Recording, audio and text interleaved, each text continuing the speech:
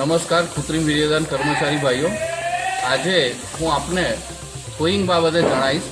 કૃત્રિમ વીર્યદાન કામગીરીમાં આપણે થ્રોઈંગ એ બહુ અગત્યનો ભાગ ભજવે છે. જો થ્રોઈંગ સરખું કરવામાં આવે તો ગાભણની ટકાવારીમાં એનો ઘણો ફરક પડતો હોય છે. જો ગાભણની ટકાવારી વધારવી હોય તો આપણે થ્રોઈંગ વ્યવસ્થિત થાય એ માટે ધ્યાન આપવું જોઈએ.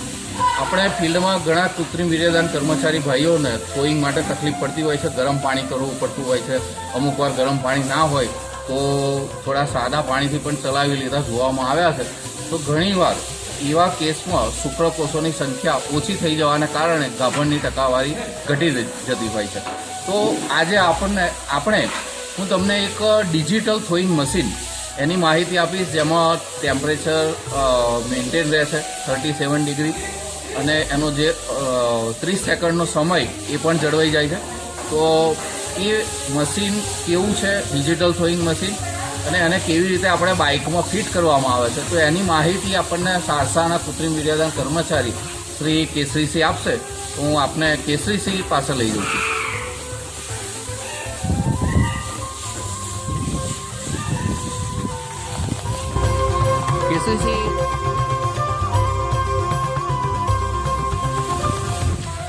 કેસરીસિંહ, આ જે થ્રોઈંગ મશીન છે, ડિજિટલ થ્રોઈંગ મશીન, અને બાઇકમાં કેવી રીતે ફિટ કરવાનું એ થોડું બતાવશો? બાઇકમાં ફિટ કરવા માટે બેટરીવાળા ભાગનું પડખું ખોલી દેવામાં આવે છે. ત્યારબાદ તેનો લાલ વાયર છે તો બેટરીના લાલ વાયર સાથે જોઈન્ટ કરી દેવામાં આવે છે. કાળો વાયર છે તો કાળા વાયરમાં જોઈન્ટ કરી દેવામાં આવે છે. અને એ જ વાયરની પિન આગળ આપેલી છે. એ વાયર તમે અહીંથી આખો ઉપર લઈ લીધો છે, બરાબર ને? ઉપર લઈ લીધો છે મેં, એને બહાર કાઢી નાખ્યો છે. હવે હા, આ બેગમાં શું ડિજિટલ થ્રોઈંગ મશીન છે ને? આ બેગમાં મશીન છે, તેને બહાર કાઢવામાં આવે છે. બહાર કાઢ્યા બાદ તેની અંદર આપણું સાદું પાણી ભરવામાં આવે છે.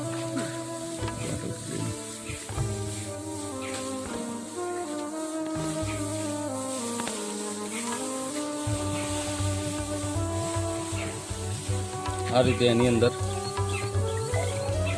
સાદું પાણી ભરવામાં આવે છે. ત્યારબાદ તેની પર તેનો બૂચ ફિટ કરી દેવામાં આવે છે. બૂચ ફિટ કરી દીધા બાદ જે વાયર આપણે બેટરી પર જોઈન્ટ કર્યો છે તેને મશીનમાં આવેલ પિનની અંદર નાખવામાં આવે છે.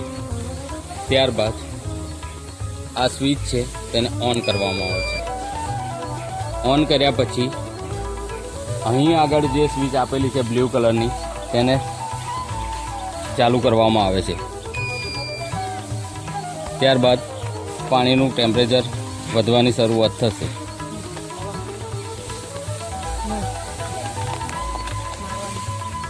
જેમ જેમ પાણી વધતું જશે જેમ જેમ ગરમ થતું જશે એમ ટેમ્પરેચર વધારે બતાવતું જશે.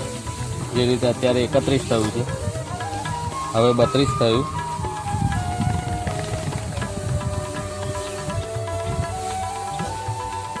હવે 33 થાય છે.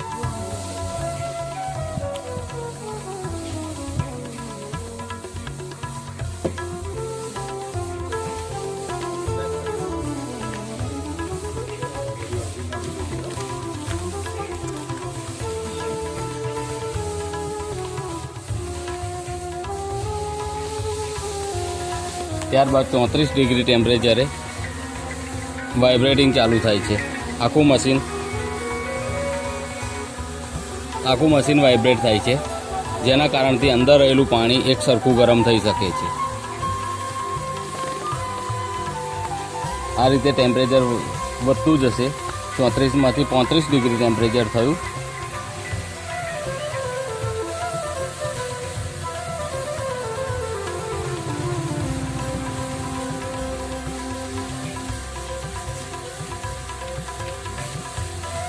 છત્રીસ ડિગ્રી થાય છે હવે.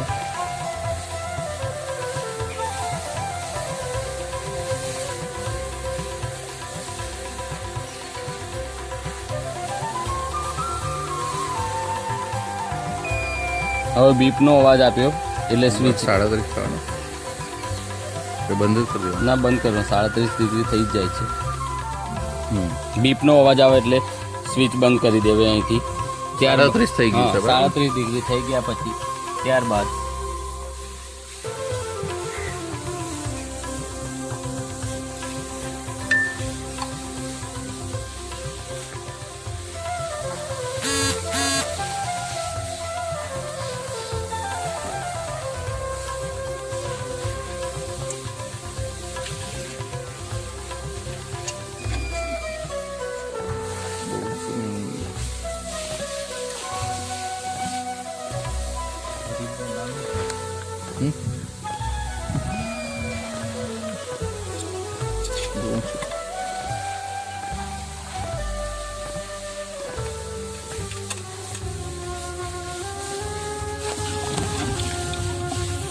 હા આ રીતે સ્ટોવ અંદર નાખવામાં આવે છે. ત્યારબાદ તેનું ઢાંકણ ફિટ કરી દેવામાં આવે છે. આ રીતે બીપનો અવાજ આવ્યા પછી 30 સેકન્ડ બાદ બીપનો અવાજ આવે છે, આવશે. એટલે આપણે સ્ટ્રો બહાર કાઢી લેવાની હોય છે, બરાબર? હા. શીખીએ તો.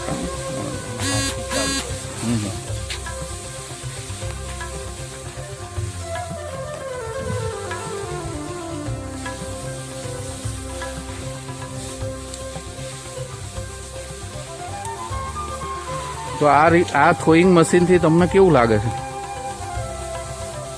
થ્રોઈંગ મશીનથી તો એવું લાગે છે કે આપણે આ શરૂઆત છે કે જે પાણી ગરમ કરવાની ઝંઝટ કે પાણી વધારે પડતું, પછી નળાકાર વસ્તુમાં જે મળતું નથી, તપેલીમાં આપે છે, તગારામાં આપે છે, ડોલમાં આપે છે, એની જગ્યાએ એમાં થ્રોઈંગ બરોબર થઈ શકતું નથી. અને આની અંદર જે નળાકાર વસ્તુ છે તો આખી સ્ટ્રો ડૂબેલી રહે છે અને થ્રોઈંગ સારી રીતે થઈ શકે અને ટેમ્પરેચર પણ સારું એવું જળવાઈ રહે છે. ખૂબ ખૂબ આભાર કેસરીસિંહ આપનો. Thank you.